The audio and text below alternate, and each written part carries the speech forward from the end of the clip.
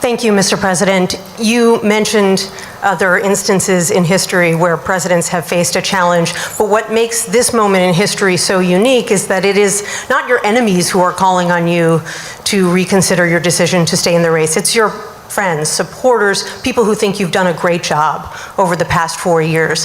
Have you spent time thinking about what it would mean for your legacy, which you've worked decades to build, if you stay in the race, despite the concerns that voters say they have, and you lose to someone who you yourself have argued is unfit to return to the Oval Office? Well, look, I'm not in this for my legacy. I'm in this to complete the job I started. As you recall, understandably, many of you and many economists thought my initial initiatives that I put forward, can't do that, it's going to cause inflation, things are going to skyrocket, the debt's going to go up.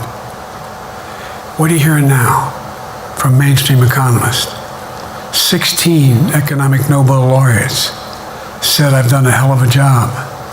That under my plan so far and what's going to happen in the future if I'm reelected, that things are going to get much better. Our economy is growing. I was determined when I got elected to stop the trickle-down economic theory, that if the wealthy did very well, everybody else would do well. My dad was a well-read, decent guy. I don't remember much trickling down on his kitchen table. Middle-class people and working-class people need help. And so what happened is I decided to was able to implement as president what I believed when I was a senator. And that is that the way to build this economy is from the middle out and the bottom up. That way we grow the economy. And the wealthy still do very well. They do fine. And guess what? Find me an economist, a mainstream economist who said we haven't done well. What have we not done that isn't working right now? And so we got more to do, though. We got to finish the job. And by the way, I come from the corporate state of the world. Delaware has more corporations registered in Delaware than every other state in the nation combined. I'm not anti-corporate, but corporate profits have doubled since the pandemic, doubled. It's time things get back in order a little bit. It's time, for example, if I'm reelected, we're going to make sure that rents are kept at 5% increase of corporate rents for apartments and the like and homes are limited to 5%. We're going to make a lot of changes that I've been talking about because we're going to continue to grow this economy. And by the way, I know, remember how I got so roundly criticized for being so pro-union, not labor, union. Well, guess what? I've been the most pro-union labor president in history. Not a joke. And guess what? We had the Treasury Department do a study. When unions do better, everybody does better. Everybody does better.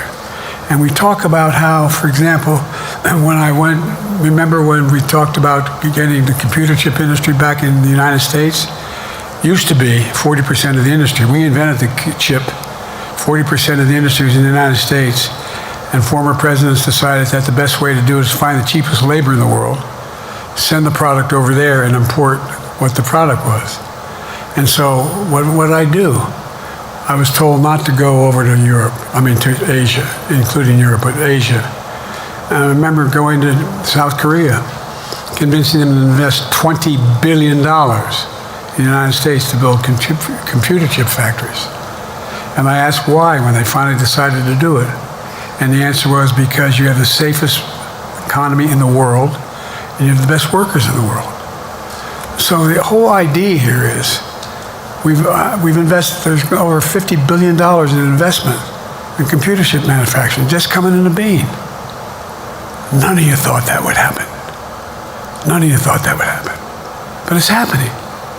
It's happening. And it's going to grow economies. All through, and by the way, red states and blue states.